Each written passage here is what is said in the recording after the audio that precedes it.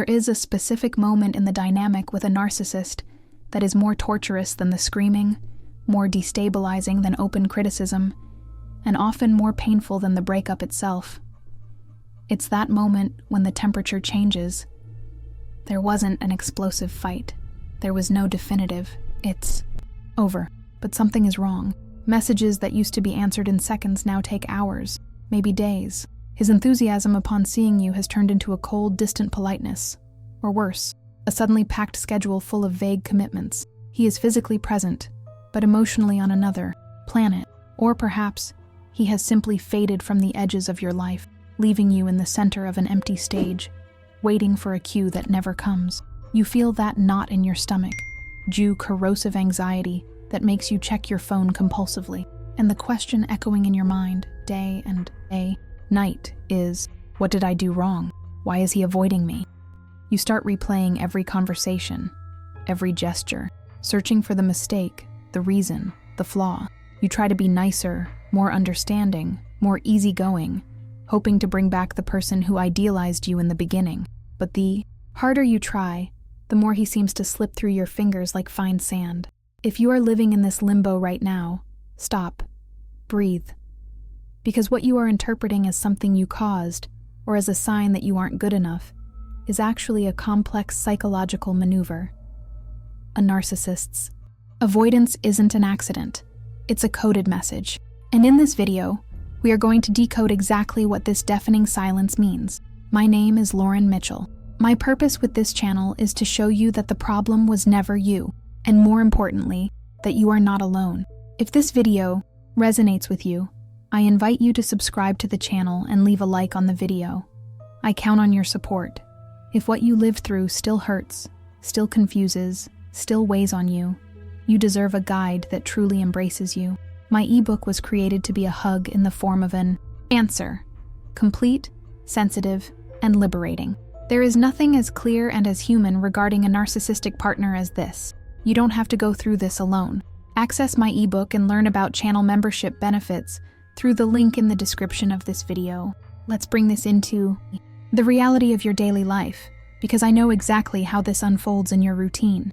It doesn't necessarily start with being blocked on WhatsApp. A narcissist often prefers the torture of uncertainty over the clarity of a breakup. It starts with calculated ambiguity. Before, he would text you, "Good morning," as soon as he woke up. He wanted to know about your lunch, your plans, your life. Now, the good morning comes at 2 in the afternoon, if it comes at all. When you ask if he wants to see you over the weekend, the answer is evasive. "We'll see. Maybe I have a lot going on at work. Don't pressure me." Suddenly, you find yourself walking on eggshells. You feel that if you send one more message, you'll seem needy or crazy. If you don't send anything, you feel like he'll forget you exist. It's a thin and exhausting line. When you are together, the avoidance continues. He's on his phone the whole time. He avoids prolonged eye contact. He avoids conversations about feelings or the future of the relationship. If you try to deepen the dialogue, he yawns, changes the subject, or says he has a headache. He is there, body present, but his soul, or whatever occupies its place, has locked the door. You start to feel like an inconvenience in the life of the person who said you were their soulmate. This cognitive dissonance, the difference between who he was and who he is being now, is what generates your anxiety. And this is exactly where the trap closes. Because for an empathetic person like you, the natural reaction to the withdrawal of someone we love is to try to fix it, to try to pull them closer. But with a narcissist, human logic doesn't apply. His withdrawal isn't a request for healthy space. It's a tactic, a phase of the cycle, or a symptom of his pathology. And to understand this, we need to go down to the first basement level of that mind, control.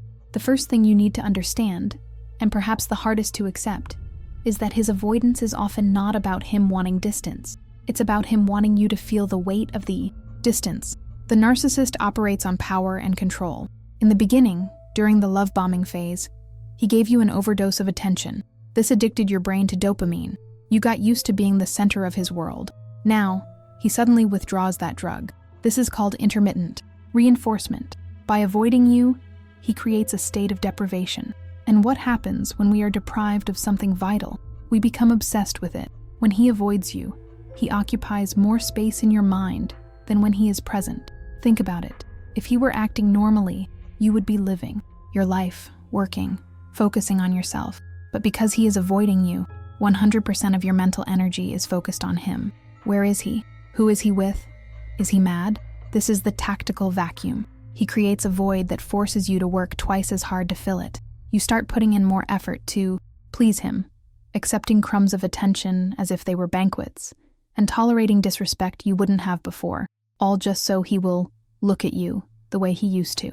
Avoidance in this scenario is a form of passive-aggressive punishment. Maybe you set a boundary last week. Maybe you asked for something he didn't want to give. Maybe you outshined him at a social event. To a narcissist, this is an offense. But instead of communicating the problem like an adult, he withdraws. He punishes you with his absence to train you. The subliminal message is, if you don't act exactly how I want, I withdraw my affection and make you invisible. He turns you into a pursuer, and this feeds his ego in a monstrous way. Seeing you anxious, calling, sending long explanatory texts, apologizing for things that aren't your fault, that is top-tier narcissistic supply. He avoids you to feel powerful, watching from the top of his tower while you despair down below. Now, let's go to a colder and less personal layer, though it hurts much more. Sometimes, avoidance isn't a direct punishment for something you did. It's simply a matter of emotional logistics. To a narcissist, people are objects. They are sources of supply: attention, sex, status, money, services. And like any voracious consumer, the narcissist gets bored easily. Imagine you are a toy. In the beginning, you were the novelty. He played with you 24 hours a day. But now, the novelty has worn off. He has already mapped out your reactions. He already knows you love him. The challenge of the conquest is over, and narcissists have a chronic, pathological boredom. They need constant stimulation to avoid feeling their inner emptiness. When he starts avoiding you without an apparent reason for conflict, there is a high chance he is in the silent devaluation phase. He hasn't discarded you yet because you are still useful. You still provide security, a home, a social front, but he no longer hungers for your immediate attention. And here enters the hard reality. Frequently, when a narcissist is avoiding a primary source, you, it's because he is focusing his energy on a new secondary source or a new potential target. I'm not necessarily saying there is physical cheating involved, though it is common, but there is a betrayal of focus. He is spending his charm, his smooth talk, and his attention on someone else, a coworker, someone online, an ex. His energy is finite. If he is investing heavily in love, bombing a new victim to secure future supply, he needs to save energy with you. He puts you on the shelf. He avoids you.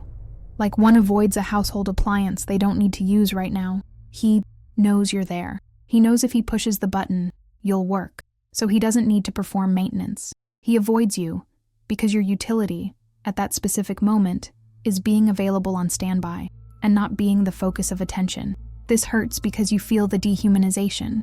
You feel like you've become a convenience. And intuition rarely fails in this. You feel his energy flowing elsewhere, even if he swears it's just work. We now reach the deepest pillar, the one that reveals the fragility hidden behind the mask of grandiosity. Often, the narcissist avoids you not because he hates you, and not because he has someone else, but because you became too real. At the start of the relationship, the narcissist projects a fantasy onto you. You are the goddess, the savior, the perfect woman who will never demand anything and will adore him unconditionally. But time passes.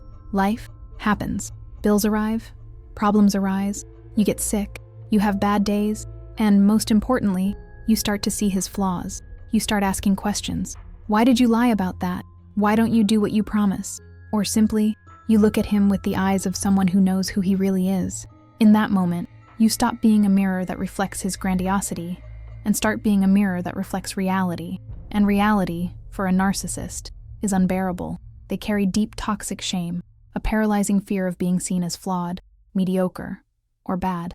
When he avoids you, he is running away from the judgment he projects that you are making. You know when he gets home and goes straight to the shower or to video games or puts on headphones? You know when he avoids being in the same room as you? It's because your presence triggers a narcissistic injury. Your simple existence, now that you are no longer hypnotized by the love bombing, is a threat to his fantasy.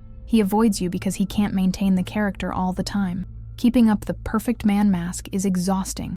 With you, who has already seen the mask fall a few times, he can't relax being the false self, but he also can't be his true self, because the true self is empty and full of hate. So, the only solution for him is evasion. He flees from emotional intimacy because intimacy requires vulnerability.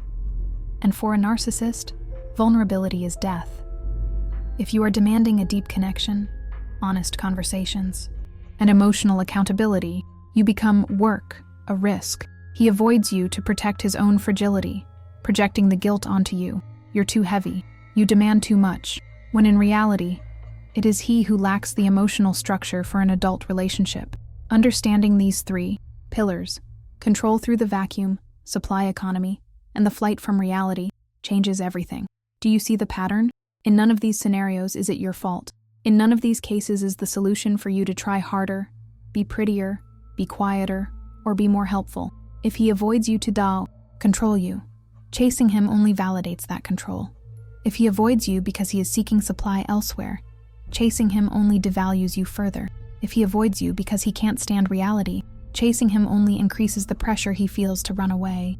The only winning move when a narcissist starts avoiding you is stop. Stop sending messages. Stop asking what happened. Stop trying to fill the silence. Return the absence with absence, not as revenge, but as self-preservation. When you stop pursuing, you break the cycle. You withdraw the supply he gets from your anxiety. You signal that you are not an object on a shelf waiting to be used. And, most importantly, you reclaim your dignity. His silence is an answer. It is the answer that he does not have the emotional capacity to be in a reciprocal relationship. Don't try to translate his silence into hope. Accept it as a certificate of his inadequacy. Use the time he is avoiding you to find yourself again. That empty space he left, fill it with you, with your friends, with your hobbies, with your peace. A narcissist's avoidance is, ironically, your opportunity for freedom. Let him run. You have an inner empire to rebuild. Feel free to leave your story, your vent, or even a suggestion for the next video's theme in the comments below. Access the link in the description to check out my ebook and the channel membership benefits. Click on the suggested video on the screen to stay with me, and remember, you are light. Never forget to shine.